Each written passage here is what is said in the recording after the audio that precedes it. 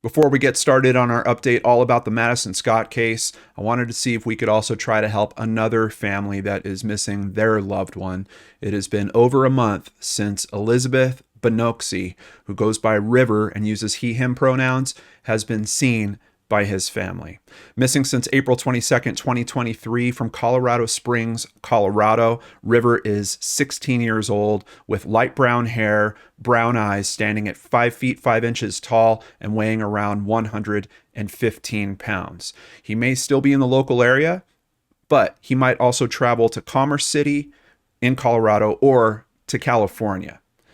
It's noting here, may go by the name River and is in need of medical attention. I went looking for some more details. There's not a lot of details on this case currently, but over at KOAA.com, the Colorado Springs Police Department says that Banoczi was last seen at 11 a.m. at home on the 5600 block of Astoria Way in Colorado Springs, Colorado. CSPD says that Banoczi needs to take daily medication. So, of course, with a need like that and being gone from home for over a month, I'm sure his family is very concerned. Banoczi was last seen wearing a puffy black jacket, unknown color pants, and gray snow boots. That's all the details that's out there right now. Please help me raise exposure to River's case as well. Now, let's hear all about this update on Madison Scott.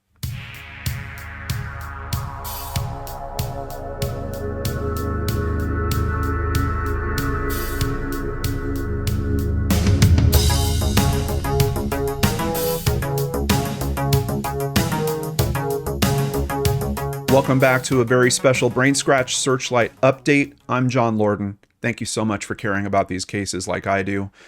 And this is Madison Scott. Longtime brain scratchers, you might remember us covering this case. It's been about 6.5 years. Here is some footage from it. This is a case that has a lot of elements to it. There is a party. It's a birthday party at a lake that Maddie is going to. There's about 50 people that are there that day. She decides she wants to spend the night in her tent. She's got her truck with her. The next day, the party kind of resumes. People start showing up again. At this point, it gets up to about 150 people, but Maddie is nowhere to be found. On one of my previous Searchlight episodes, I got a message from Maddie's mother asking for help, and of course, that's why we did the original episode. Very big updates we have to talk about here today, but let's just go through a quick rundown on the elements of this case one more time. Madison Geraldine Scott was a Canadian missing person who disappeared on the 28th of May, 2011, after a birthday party that she attended at Hogsback Lake, 25 kilometers southeast of Vanderhoof, British Columbia. She planned to spend the night camping with a friend, but her friend left during the night without her. Her friend had an accident. I think she stumbled into the campfire at some point and she wound up leaving. Her boyfriend was with her. So they wound up leaving the party. Madison had her tent set up, was already settling in, and she just didn't want to go. Some of the last people to have left at about 3 hours later, between 3 a.m. and 4 a.m., reportedly speaking with Maddie and asking if she wanted a ride home. And that's the last time that anyone reports talking to her. Maddie enjoyed dirt biking, figure skating, horseback riding, team sports, and hanging out with her friends. She worked as an apprentice heavy-duty mechanic. She was described by her brother as someone who was as comfortable in a dress as she was in coveralls. At the time of her disappearance, Maddie was only 20 years old. She went to Hogsback Lake in her white 1990 Ford F-150 pickup truck.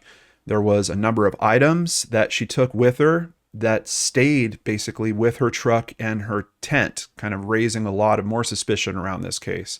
That included the actual tent itself, a 2-person blue tent, sleeping bags, toiletries, costume jewelry. There was a lot of conversation, I remember, about the jewelry because basically it was left at kind of the entrance into her tent.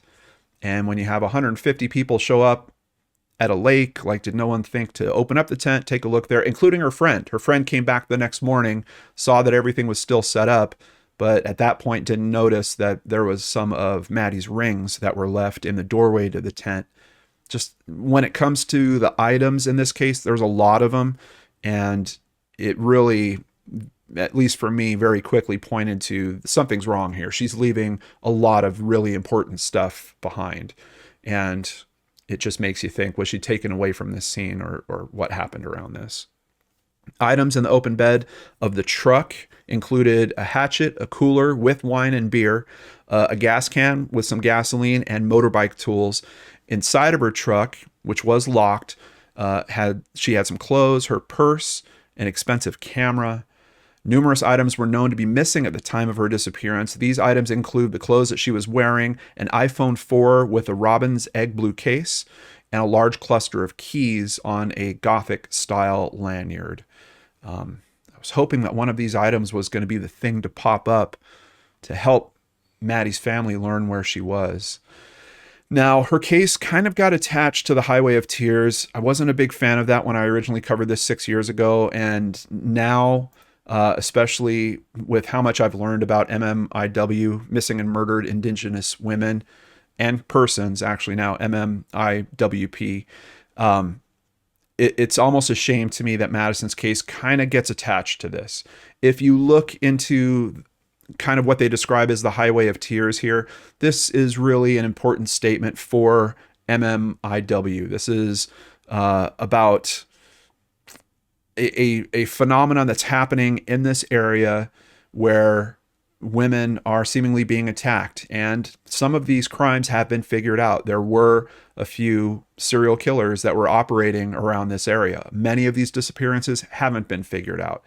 But somehow Maddie's case got attached to this.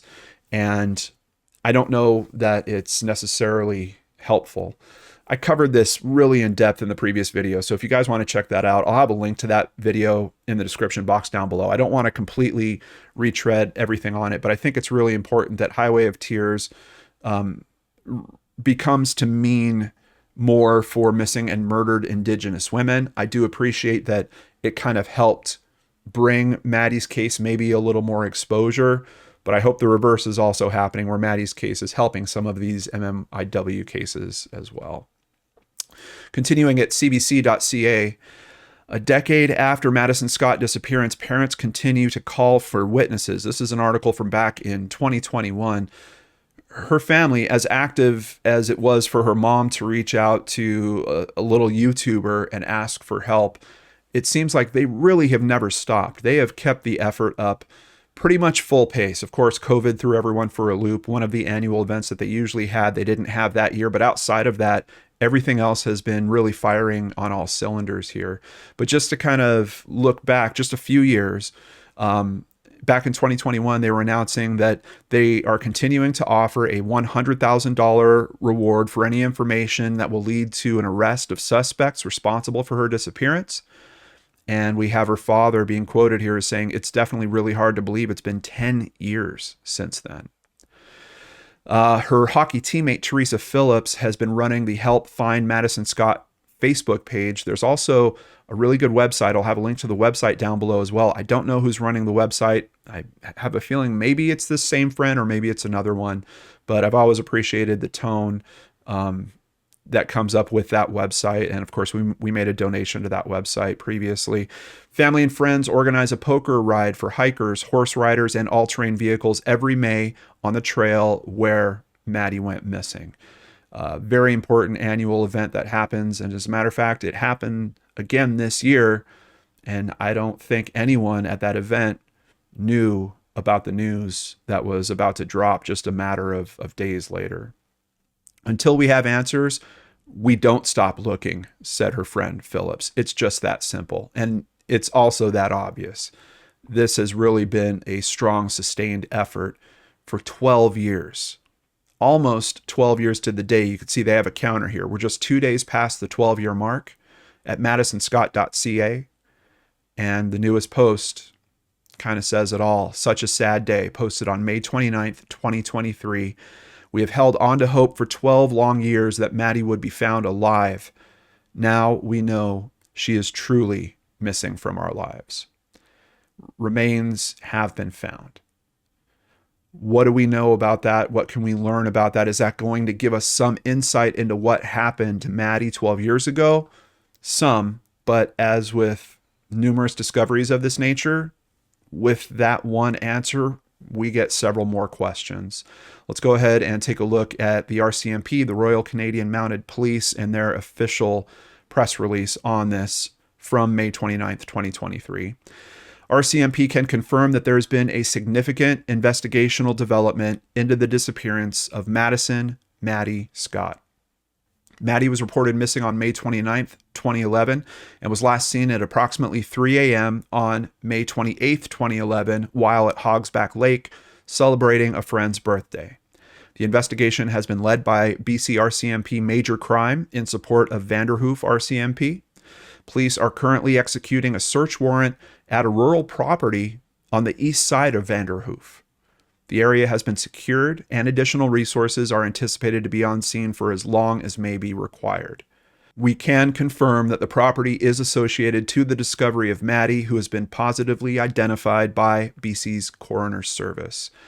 The Scott family has been advised, and they have asked for privacy at this time. Many areas of support remain in place for the family. This has been a priority investigation for the RCMP over the past 12 years. The discovery of Maddie is a significant development.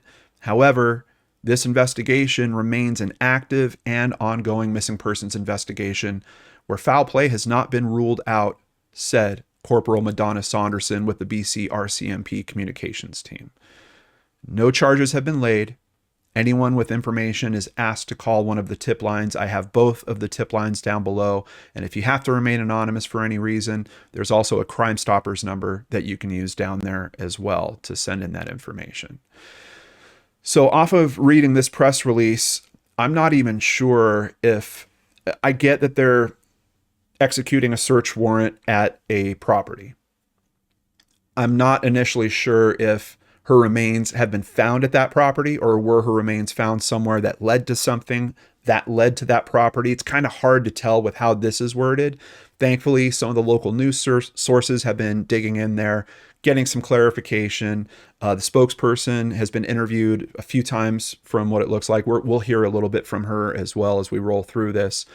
It does seem to me now that her remains are found on that property. Now, keep in mind, that doesn't necessarily mean that the property owners knew about that, had anything to do with it. This is a rural area, and there's only one map that I've seen in all the news coverage, and the place they've got the pin placed there, I'm not sure if they're just marking the street, if they just had kind of Google Maps pull up the street, because I did the same thing, and my pin mark is almost exactly in the same place, or if they're actually noting the location where there's been some police presence, it's been closed off.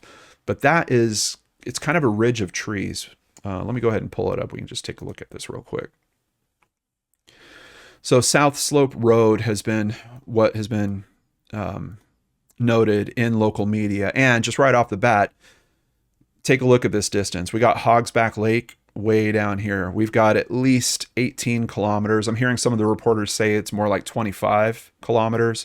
We're talking somewhere 11 to 13 miles or so.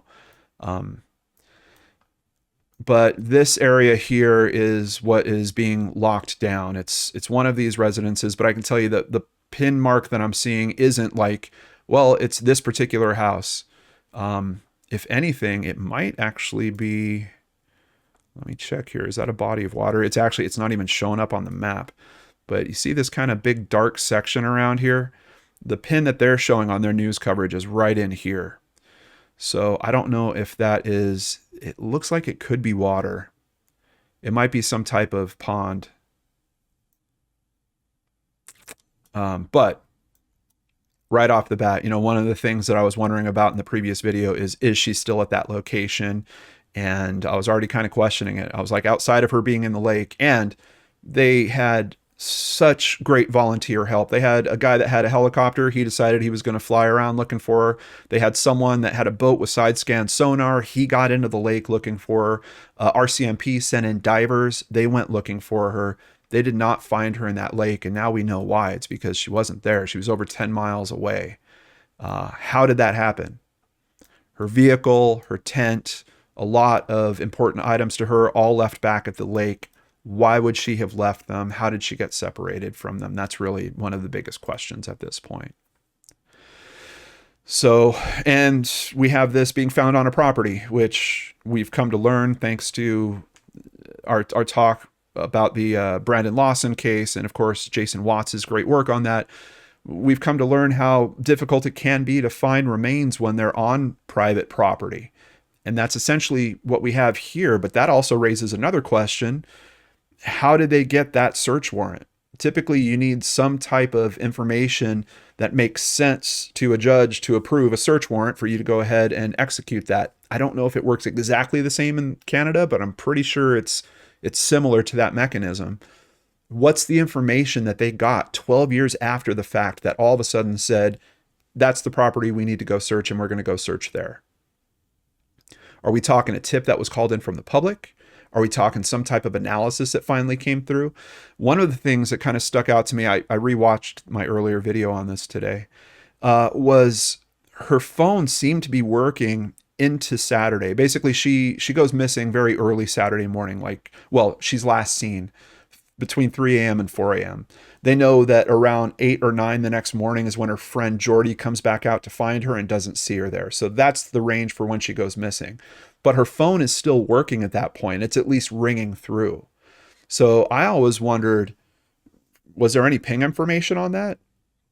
I don't know, because this is 12 years later now. So even if there was, I don't think it was helpful enough to drive them to that particular location. It probably wasn't GPS information. It might have been, but even like a general ping, those are usually only like somewhere between 1 to 3 miles, or some estimates I hear. Other ones say maybe possibly up to 5 miles. But certainly the cell phone towers that her phone would be hitting would be different at that location from the lake. So it's interesting to me. It doesn't seem like that's the tip-off that has helped here. Along that thought of cell phone use, though, I always wondered about the possibility of them kind of checking the cell phone pings for that particular area. And that's really a technology that we've seen kind of come into use a bit after Maddie's disappearance. But nowadays we have law enforcement that will reach out to the major providers or try to set up a geofence where they say, okay, any cell phones that come into this particular area, we want to know about them. And I know there's a lot of privacy concerns around that. The way they request that information, they don't ask for any identifiable information from the people. They just ask for the particular units, and then they hope to find some other corroborating information where it's like, this unit has become interesting because this one particular unit maybe was at the lake, and then we saw this unit was also over on this private property where we found the remains. If they have that type of connection, they can then go get another warrant or request for information and then say, okay, we now need to know who this unit belongs to, who that person is. Is that kind of what we have going on here? Potentially, but we're talking rural area. I don't know what it's like for cell phone signal, particularly back in 2011. I'm just kind of trying to figure all this out, because honestly, there's not a ton of detail outside of that's where she's been found and police have locked it down. Police are currently executing a search warrant. The area has been secured and additional resources are anticipated to be on scene for as long as may be required. This is news as of about 2 days ago. And of course, here in the US, we had a holiday on Monday, so our news cycle is kind of catching up as this week kicks off. I haven't heard any updates. I don't know if they're still out there. I would imagine that there's probably a pretty good chance they're still out there searching. But yeah, I don't know. This body of water, how did she wind up out there, guys? How would she have wound up out there? One of the things I kept thinking and talking about in the previous video was, did someone come back? Was there someone that was at the party on Friday? And thankfully, the Friday party was a bit smaller than the Saturday night party. Did she interact with someone that said, okay, well, see you later, and maybe they left with their friends, and then an hour or two later they go back? I don't know. But let's continue and see what else we can find for information on this.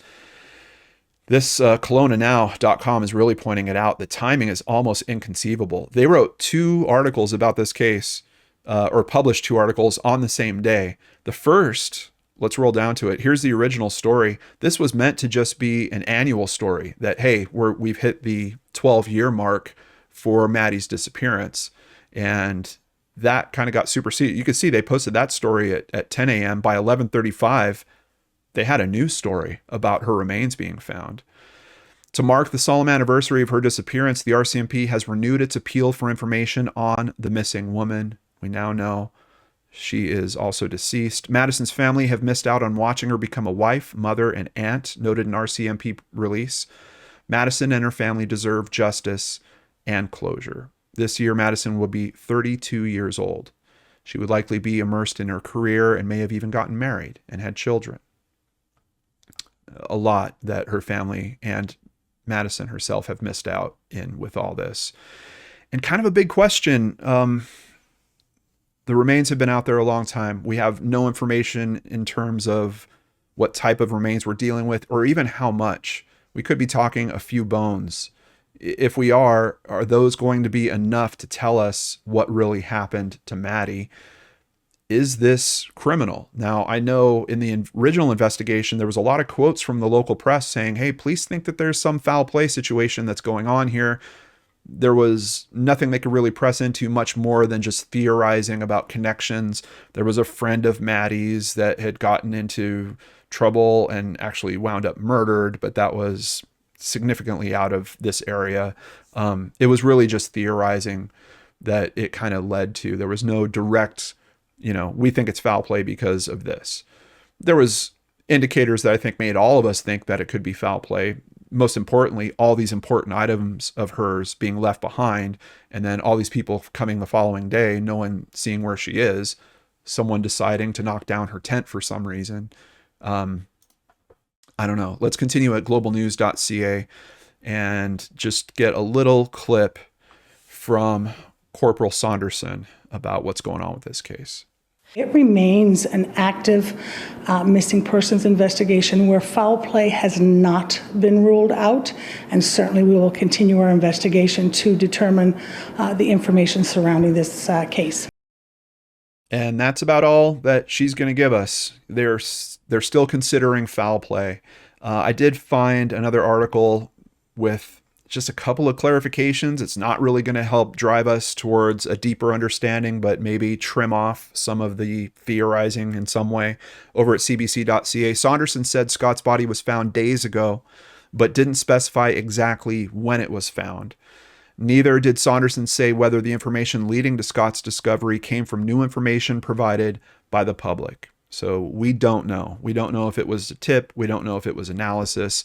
I mean, who knows? If this was on private property owned by someone else, and they have nothing to do with this and didn't know about it, it could be that they came across the remains and said, what is this? Now, what's strange about that to me is knowing that there was a search warrant that was served for this. That's kind of leading me to believe there was some form of new information that came into play.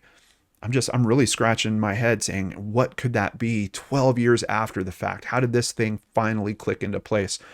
To the point of what this article is trying to draw towards, I think there might be a good chance that there was some form of new tip that was called in. Hopefully, that tip came with even more information. And if this piece has paid off in this much of a significant way, maybe there's more of that story that the RCMP already knows about, and they just need to put these pieces together and let Maddie's family know what really happened around all this. Saunderson said she wasn't aware of any danger to the public related to the discovery of Scott's remains. I don't know what to take from that exactly. I mean, if someone did do this to her and they do think that there's potentially foul play, it could be that there is a murderer that has been out there for 12 years. Could there be more victims? Possibly. Saunderson said RCMP are still looking for additional information about the case. You never know what small piece or even big piece will crack open the case, she said. Every piece of the investigation will help us answer a question the family may have. And that's why it's so important that if you have a piece of this, maybe it was a piece of a conversation you heard from someone that was there or something you noticed, I think now is the time more than ever to call it in. Vanderhoof's mayor, Kevin Moutre, also has commented. He's saying the community's in shock. It's really hard to put it into words. It's been 12 years of wondering, and to have an answer. At least now the family knows where she is and they can move forward. It's going to be a long road with a lot of healing. The community will be there for them and they will get through it, but it's going to be a tough road. We are a small community. We look out for one another. Everybody is connected, but we are just in shock. It will be interesting to see how the RCMP investigation goes, to see how that moves forward and get a bit more closure. And I'm hopeful it does. I'm hopeful that there's a lot more answers, that this is just the start for Maddie's family in terms of the answers that they have coming to them. But they've got a lot of tough stuff to go through right now. I'm sure there's going to be a celebration of life that's going to happen around this.